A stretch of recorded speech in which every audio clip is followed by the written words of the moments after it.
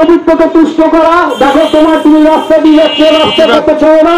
আমাদের দেশে যেহেতু বেকার সমস্যার এখনো কোনো সমাধান সরকার করতে পারেনি, তাই আমরা যারা কাজ পেয়েছি আমাদের মানবিকতার জায়গা থেকে এই যে সমস্যাটা, এই যে রাস্তায় হকার বসে, সেটা আমাদের মেনে নেওয়া উচিত।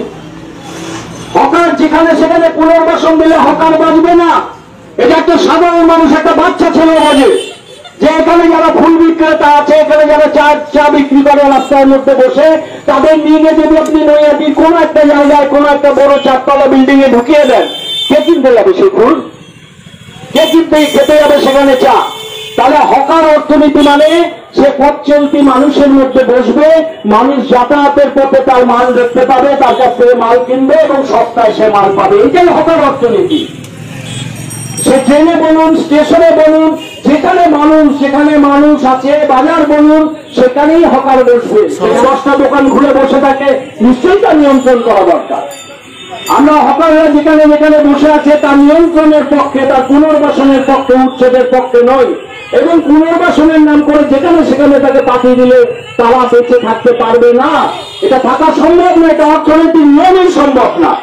তাই আমরা এই অঞ্চলের সমস্ত মানুষের কাছে বলবো, মধ্যবিত্ত মানুষের কাছে বলবো, শিক্ষিত মানুষের কাছে বলবো, চাকরিজীবী মানুষের কাছে আবেদন জানাবো, আসুন আমরা সবাই বলি যে না, আমরা এই বিউটিফিকেশন চাই না। মানুষের পেট আগে, মানুষের বেঁচে থাকা আগে, তারপর বিউটিফিকেশন। সেই সৌন্দর্যের নিয়ে কি করবো? আমি যত টাকা মাইনে পাই না কেন, আমার পাশের বাড়ির লোকটা যদি না খেয়ে মরে, তাহলে আমার এই আয়, এই টাকা সব তুচ্ছ হয়ে যায়। আমার প্রতিবেশী যদি ভালো না থাকে, আমি ভালো থাকতে পারবো না। আমি যত ভালোই চাকরি করি না কেন, আর যত টাকায় আদায় করি না কেন, কারণ এই মানবিকতা ছাড়া মানুষ বাঁচতে পারে না। এই পারস্পরিক সহযোগিতা ছাড়া মানুষ বাঁচতে পারে না।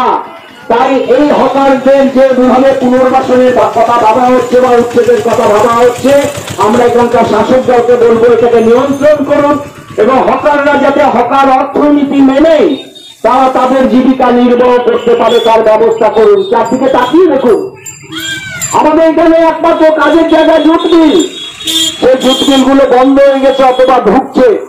4 দিনের বেশি কাজ পাচ্ছে না, 3 শিফটের কাজ 2 শিফট হয়ে গেছে। অর্থাৎ একটা জুট মিলে যত শ্রমিক কাজ পায় তা 30% কাজ পাচ্ছে। একজন শ্রমিক একটা জুট মিল চালু থাকলে যে মাইনে পায়